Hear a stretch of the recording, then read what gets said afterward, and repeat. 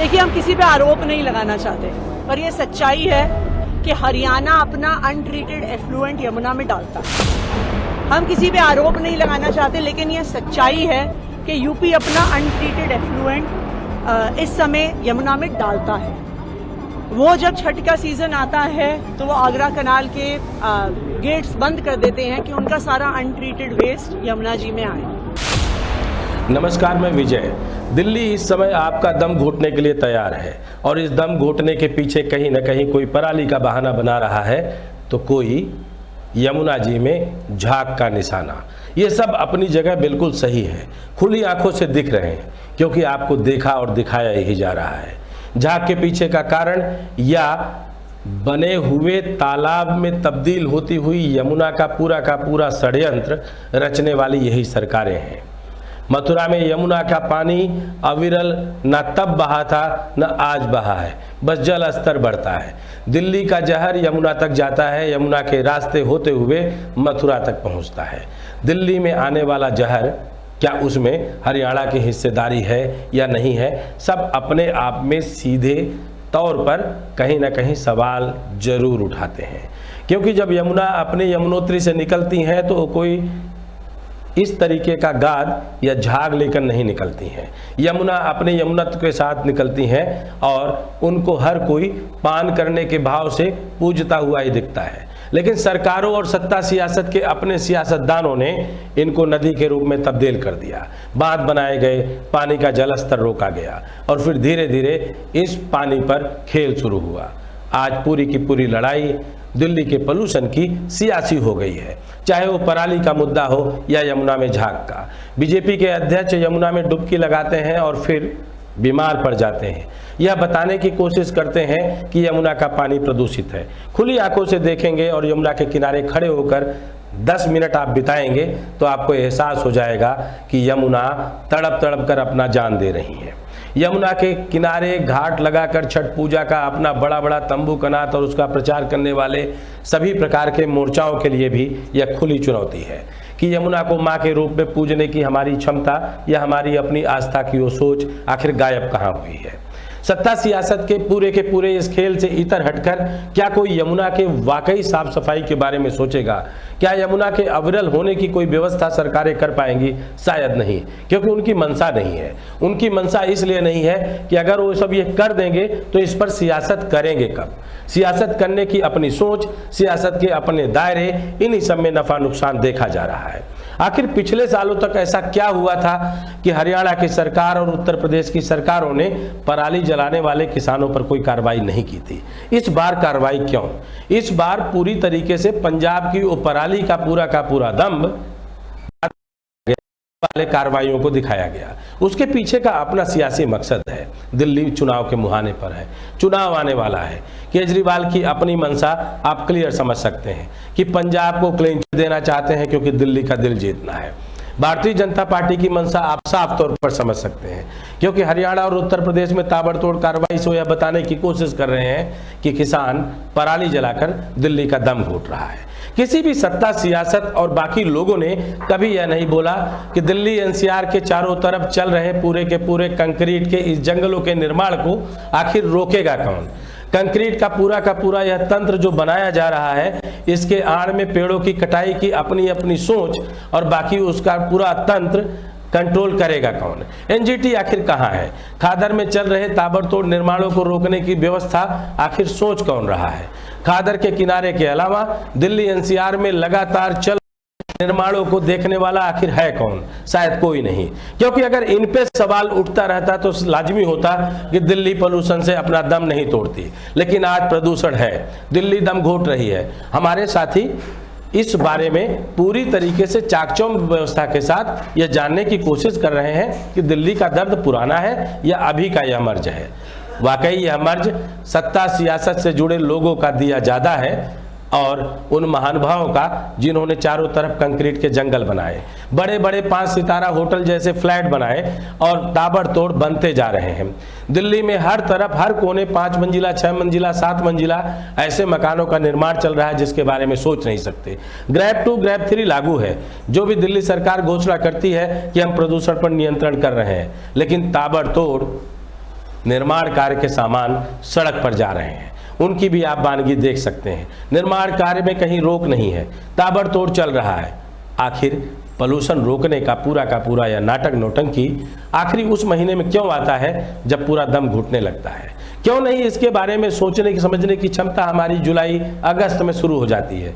क्यों नहीं हम जुलाई अगस्त से कंस्ट्रक्शन और बाकी चीज़ों पर रोक लगाते हैं जो जाकर के कल हमारा दम घोटेगा? यमुना में बाढ़ आई थी, बाढ़ के वक्त वो झाग नहीं थे, वो गाद नहीं थी, तो आखिर वो झाग और गाद उस समय वापस क्यों आ गई जब यमुना जी का जल स्तर कम हुआ? कुल मिलाकर हम यमुना जी को दूषित कर रहे हैं और हम इसके दोषी हैं।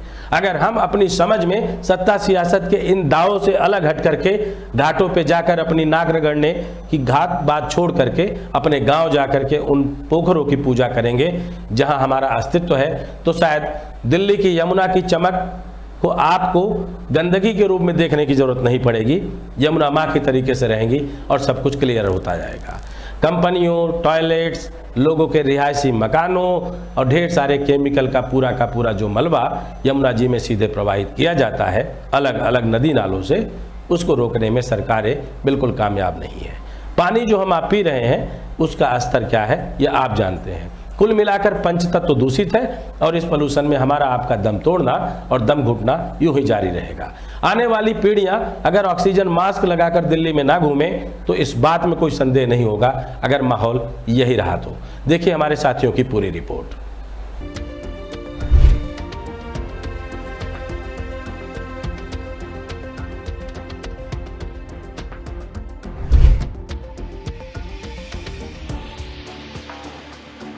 इस पानी में इतनी स्मेल है जो तमाम दिल्ली की जितना भी जनता है हर जगह डेंगू, मलेरिया, तमाम बीमारी यहाँ से लोगों के अंदर फैल जाएगा। और इसमें देखिए जितना इसमें ये प्रदूषण आप देख रहे हैं ना, इससे भी तमाम बीमारियाँ फैलता है। और आपको दिखा दें कि देखिए इसमें कितना मोटा झांक है। मैंने आपको बार बार ये दिखाने की कोशिश करता हूँ। देखिए पूरा डंडा, यानी ये पूरा डंडा इसमें डूब जा रहा है, इतना मोटा इसमें झांक है। लगातार मैं आपको ये दिखाने का कोशिश करता हूँ। आप देख रहे हैं जो लोगों इसमें लगा हुआ है इनको साफ करने में जो किसी तरह से ये डस्ट ये और ये जो झांक है, ये प्रदूषण है जो खत्म हो जाए, क्योंकि सामने पर्व है, दिवाली है, छठ है, सब लोग आराम से छठ मना पाए, सुरक्षित मना पाए, किसी को बीमारी से सामना ना करना पड़े कहीं ना कहीं, क्योंकि ये बीमारी का ही जड़ है। मेन जड़ दिल्ली में बीमारी का बात करें तो यही है। आप देख सकते हैं, देखिए लगातार कितना तमाम लोग लगे हुए हैं, सब लोग अलग अलग नाव से तमाम चीज़ से साफ करने के लिए। देखिए अभी बीच में 2 लोग लगे हुए हैं नाव पे, किस तरह से लगातार इसको साफ करने में लगे हुए हैं और पूरा मोटा मोटा झाग पहाड़ बना दिया है, पूरा एकदम देख रहे हैं पहाड़ बन गया है झाग का। ये सारा प्रदूषण है, सारा बीमारी यहीं से बीमारी का उत्पन्न होता है।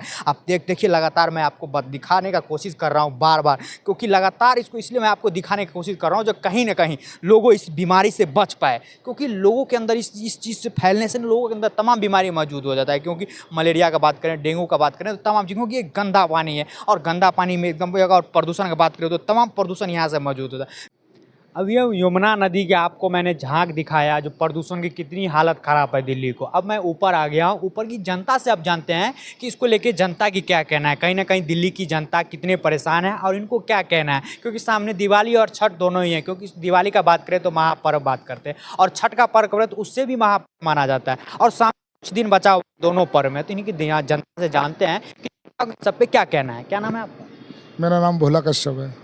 आप देख रहे हैं लगातार इसमें झाग बन रहा है, हर साल का ये कहीं ना कहीं हम देखने को मिलता है। तो आपको क्या लगता है झाग से कितना बीमारी फैलता है?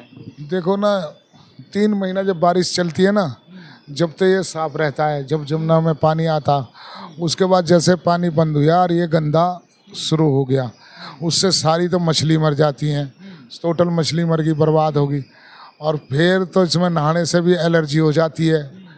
ये पूरी फैक्ट्री का आप देख ही रहे हो कितना झाग है और केमिकल इस पानी में, गंदा है पानी बहुत। तो ये तो अब नहीं होता। पहले 96 में इतना बढ़िया पानी रहता था, बहुत बढ़िया, हम नहाते थे, खेलते थे, पब्लिक आती थी।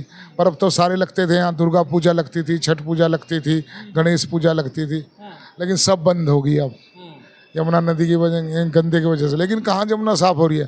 कहीं NGO आ रहा, नवे गंगे वाले आ रहे हैं, बस फ़ोटो वोटो खिंचवा के चले जाते हैं। जब तक इसके अलग से गंदे नाले नहीं बना जाए, वो एक उस तरफ बन जाए, एक इस तरफ, और जब इसका पानी साफ़ होएगा, नहीं उजीराबाद आप जाके देखो, वहाँ उससे ऊपर कितना साफ़ पानी है। और पूरी दिल्ली का इसमें गंद आता है और पूरी फैक्ट्री का सीवरन का पानी इसी में आ रहा, उसी की वजह से ये पानी सारा गंदा हो गया और उसी की वजह से ये झाग बन रहा है। आपने बात किया कहीं ना कहीं 96 का बात किया, तो बचपन उस टाइम लगभग आपका होगा, बचपन नहीं होगा माना जाए तो एक जवानी टाइम होगा, कि उस टाइम आपने देखा होगा ये यमुना नदी को और अभी देख रहे हैं तो कितना फर्क लग रहा है? सर ये मैंने ये देखा है कि इस पर पुल भी नहीं थे दोनों। जब मैं अपने पापा की गैल आता था, झर से जमुना दिखती थी, जमुना बहुत बढ़िया लगती थी, सुंदर, इतनी बड़ी बड़ी मछली आती थी, पूरे यहाँ से लेकर वहाँ तक लोग शिकार करते थे और पब्लिक घूमती थी जमुना पे, और हम पीते थे इस पानी को, चावल बनाते थे यही। हमारा काम ही क्या है, मछली पकड़ना और अपने बच्चे पालने, नाव चलानी।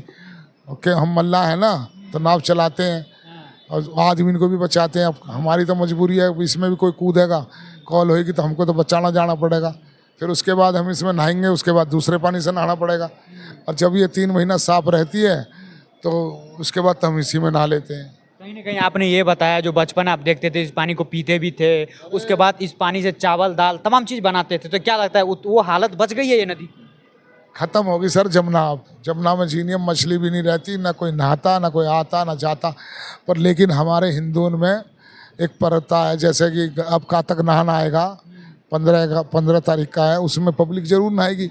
छठ पूजा आएगी, मैं लगाता था छठ पूजा, पूरा घाट साफ होके उसमें पूरा भर जाएगा। अब भी पानी भी गंदा है, लेकिन जो हमारी मानता है ना, वो यमुना नदी के लिए बहुत ज़्यादा मानता है, तो वो तो होएगी। अब छठ पूजा पूरी जमुना भर जाएगी, हर घाट पे होएगी। लेकिन क्या करें, हम लोगों की मजबूरी है, इसमें नहाना पड़ेगा, बेचारे इनको इसमें खड़ा होना पड़ेगा। छठ पूजा तो आपको पता ही है, शाम को घुसना है, सुबह लिकटना है, लेकिन क्या करें, अब जाए तो जाए कहाँ। छठ से पहले बात करें तो दिवाली भी है, तो दिवाली में फटाखा फूटना भी बाकी है, उससे पहले प्रदूषण कितनी हालत खराब है, अभी तो फटाखा फूटना बाकी है दिवाली। मैं कह रहा हूँ जी, प्रदूषण ने तो मार लिए, इस झाग ने आंखें खराब कर दी कई बच्चे की मेरे। इसमें बहुत गैस बनती है, बहुत तगड़ा बीमारी हो जाती है, इसलिए मैं तुमसे कहता हूँ अब और प्रदूषण हो जाएगा। अभी कम है क्या, अभी बहुत ज़्यादा प्रदूषण है। तो मैंने आपसे बोला ना, जब अभी दिवाली बाकी है, उसमें फटाखा फूटना बाकी है, उसका तो प्रदूषण अलग आएगा, उससे पहले इतनी हालत खराब है और दिल्ली का जनता परेशान है पूरा। मैं ये कह रहा हूँ दिवाली के बाद तो और गंदा हो जाएगा। जो पटाखे इनका धुआं आएगा ना, तो दिखना बंद हो जाएगा, और इसमें सारे वो गंदे आ रही हैं, और जमुना गंदी हो जाएगी। अब भी देख लो, आप देख ही लो कितना गंदा पानी है। और बात करें छठ की, तो सामने छठ आने वाला है, तो कहीं ना कहीं लोग दिल्ली का जनता यहीं यमुना नदी में छठ मनाते हैं, इसमें डुबकी भी लगाएंगे और लोग फिर बीमार पड़ेंगे। सर मैं छठ पूजा में घाटे पे मेरी बोट लगती है, मैं सबको वोट देता हूँ बचाने की, सुरक्षा की, क्योंकि छठ पूजा में कोई डूबे ना, वो मेरी गारंटी रहती है। तो छठ में मेरे पास है 3-4 घाट, एक ये कालिंदी कुछ घाट है, सब भोला घाट भी बोलते हैं, उससे शिव घाट है, उससे नीचे विश्वकर्मा घाट है, और एक लोहिया पुल पे घाट है। 4 तो मेरे अंडर में होती हैं छठ पूजा। लेकिन क्या करें, बदरपुर के लोग उधर, लेकिन सब जगह पानी गंदा है, नहर का भी गंदा है और जमुना का भी गंदा है। आपने चारों घाट का बात किया, तो क्या चारों घाट का यही हालत है क्या? सब गंदा, एकदम कीचड़। तो फिर इस लोग इसमें नहाएंगे और उसके बाद स्नान करेंगे, सुबह सुबह महिलाएं, तमाम महिलाएं इसमें पूजा पाठ मनाएगी, छठ मनाएगी, तो फिर वो बीमार पड़ेगी। तो क्या करें, मजबूरी है, कहाँ जाएं, बताइए आप कहाँ जाएं। जब हमारी यमुना जितना साफ रहेगी, तो हमारी तो मानता है गंगा की और जमुना की, तो इसमें तो जितना भी आ रहा है अपने दिल्ली का पूरा गंद इसमें आ रहा है। फैक्ट्री का पानी और सीवर का पानी, नाले का पानी, इसी जब तक गवर्नमेंट इसको अलग नहीं करेगी ना, नाले का पानी नहीं रुकेगा। बात करें दिल्ली सरकार की, तो दिल्ली का सरकार जो बात करते हैं, आम आदमी पार्टी का दिल्ली में सरकार है, और बात करते हैं जो पूरा दिल्ली को मैं पूरा साफ सुथरा सुरक्षित रखेंगे, और तो अभी देख रहे हैं जमुना नदी का ये हालत है, कचरे का, यहाँ बगल में देखिए कितना कचरा फैला हुआ है। ये हर साल सफाई करते हैं, कुछ नहीं होता। एनजीओ वाले, ये नहीं होगी, आपसे मैंने बता दिया ना, जमुना नहीं हो पाएगी इन पे ऐसे साफ, ये ऐसी रहेगी। अगर ऐसे है, इसमें 24 घंटा पानी आए हथनी कुंड से और गंदे नाले अलग कर दें, तो मेरा तो फिशिंग का काम है, मैं तो मछली पकड़ता हूँ, मेरा तो कारोबार इसी से चलता है। अब तो सारी मछली मर जाती है, तो नुकसान होता है। कहीं ना कहीं आप देखिए, लोगों का यहाँ पे यही कहना है कि ये जो बात करें यमुना नदी का, तो यमुना नदी कहीं नहीं साफ होगा, क्योंकि तो कहीं ना कहीं सरकार का बात करें तो सरकार इसको पूरा तमाम मेहनत करती है इसको साफ करने के लिए, लेकिन लोगों की यहाँ पे जनता की यही कहना है जिसमें जो गंदे नाली की पानी है उसको अलग करे और साफ पानी है उसको अलग करे, तभी जाके इसमें सुधार हो पाएगा। उससे पहले कितना भी इसमें मेहनत कर ले, कितना भी दिमाग लगा ले, कितना कुछ करे, लेकिन इसको साफ नहीं होने वाला है, क्योंकि हर साल की यही नियम है। यहाँ पे लोगों से जाने तो उन्होंने बोले बचपन में इसका पानी इतना साफ था जिसमें हमने दाल चावल तमाम चीज़ बनाते थे और इसको पीते भी थे, लेकिन अब इसका इतनी हालत हो गई इसको छूने से डर लगता है, क्योंकि छूने से ही बीमारी पैदा हो जाता है। वीडियो जर्नलिस्ट शक्ति के साथ दीपक झा, श्री न्यूज़ दिल्ली।